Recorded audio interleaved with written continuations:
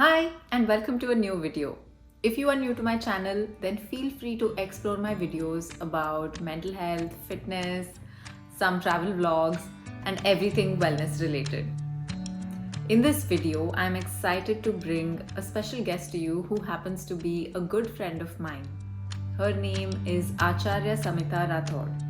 In this video, we're going to explore some of the myths in yoga that people follow around the world, and together we're going to find out what the right practices are and how to stay away from harmful and wrong practices. Before we get started, I would like to introduce Acharya Samita Rathor with a brief history about what she's done and how did she become who she is today. Acharya Samita Rathor is a psycho-spiritual monk and a publishing cartoonist who has led an eclectic life. She went from modeling and selling cigarettes to experiencing life as a traditional monk who has dedicated her life to being a yoga teacher and shares her Vedic wisdom while working as a holistic psychologist. Acharya Samita Rathor is a caffeine-free vegan and embodies the lifestyle of soberness and veganism with the belief that it is a mindset and not merely about consuming non-dairy products. She runs a virtual network on Facebook called Pablo's Doggy Foundation for helping injured and abandoned indie dogs. Her students and eminent clients are worldwide. I urge you to check out her Instagram handles. Her vegan handle is Vegan Vivek Sober, and that is displayed on the screen for you. Her holistic yoga and Vedic wisdom education handle is called Yogarpanam, and her personal handle is Samita Rathor. Now, let's dive into the video where I ask her a few important questions to bust these myths about yoga, and let's find out what she has to say about these practices. Question number 1. What are some of the illogical and wrong yoga practices followed? I see a lot of these workshops, breath workshops. People are doing breath workshops in the night time. Now, how can you do breath workshop in the night time? Because in the night time is a time for carbon dioxide. The photosynthesis ceases, and the carbon dioxide is, you have carbon dioxide given out by the plants. So to do that underneath the trees in the night is dangerous, right?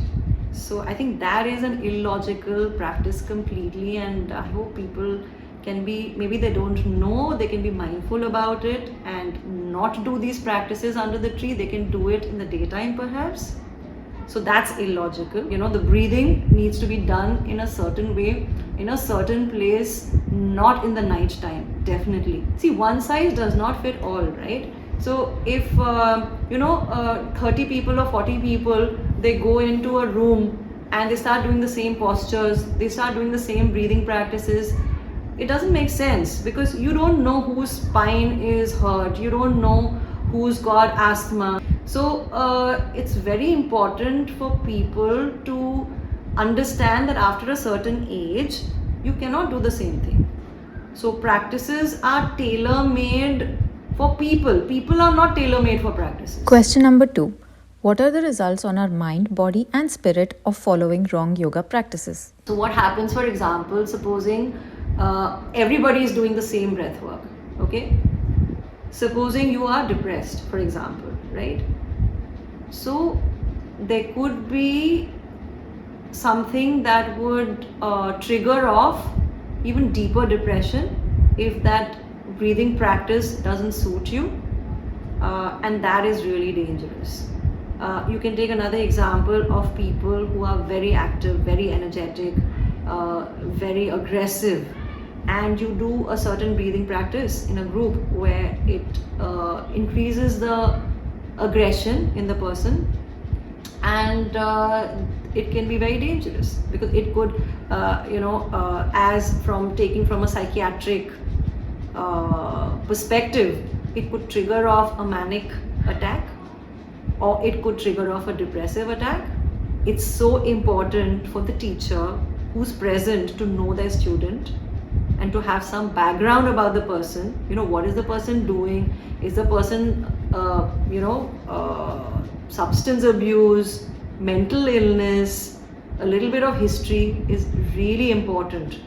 So look, from the tradition that I come from, okay, and when I say tradition that I come from, it's logical. You have to know the person. How can you do something with a person without knowing the person? Because we are not just the physical body, we are the body, mind, and the breath. If I want to say hi to you, I already think that I'm going to say hi, and I say hi, my hand moves up accordingly, and everything is psychosomatic. So the body and mind go hand in hand. So it's a really big responsibility if you're making 30-40 people do the same breathing practice or the same posture practice. Even that can have a very, very strong impact on the psyche. Question number 3. How do we stay safe from following malpractices in yoga? Anything that you undertake, even if you go buy a vegetable, right? There are 2 ways you can buy it. One is like, say, okay, I'm just going to take this, I'm not going to look at it. Or you go, you feel it, you see, whether it's fresh. So this also is applicable to humans. So how you approach a yoga space or a teacher is also very congruent to the way you think. So if you are actually really connected with thinking that, okay, I'm going to go to a yoga teacher, I'm going to go to a yoga space, let me do a little bit of research, let me find out a little bit, speak to people who've practiced there, what is your level, which level are you coming in from, do a little bit of homework there. You can at least begin a little mindfully. Ideally, actually, what really works well is to get a referral. So if you really want to study yoga, you want to just come and do the physical practice, you want to really study yoga as a subject, it all depends on the person. And based on your level, we say there are 3 kinds of students, the beginner, the medium, and like the gunpowder. The gunpowder student will just want to know, the medium student will say, oh, okay, this looks good, let me go try. The initial entry level student will have absolutely no idea. They'll say, oh, my friend is doing yoga, I'll also go, that kind of thing. So it's also an evolutionary journey. But answering your question again, I think the referral really works because you can ask the person, how did it feel, how's the person, is the person connected, where are they coming from, what's their lineage. It's very important to also know the lifestyle of the teacher. That is really, really important. Their living and their eating habits and just basically their environment that they're in. I think these are the questions that you can think about. Question number 4.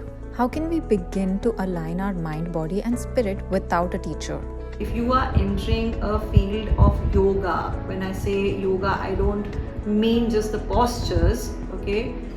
You need a guide.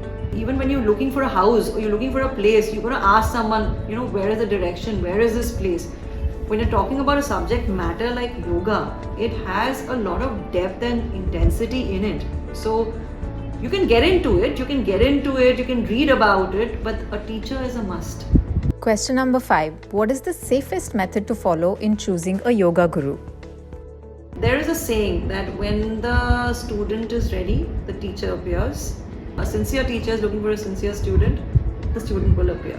I'm speaking from a lot of experiences of, like my own yearning to want to know this, and then my teacher appeared in front of me, and speaking to colleagues and people who've been deeply into yoga on how it just happened. So that's one aspect of it. But yes, it is important to find out the background of the teacher. The lineage makes a very important factor. But there are teachers also with a lineage who have undertaken maladaptive practices. So lineage is important, referrals are important, your own experience of the teacher, initial connect is very important, how you feel, because one size does not fit all, and some person may be very comfortable with the teacher, another person may not. I think these are the basics that you could look into when you are approaching or looking for a teacher.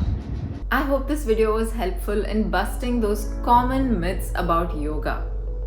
Don't forget to like, share and subscribe to my channel. If you'd like to visit Samita's Instagram pages, then check out these handles that are displayed on the screen. I truly hope this video was helpful. Thank you so much for watching. Take care and I'll see you in the next video.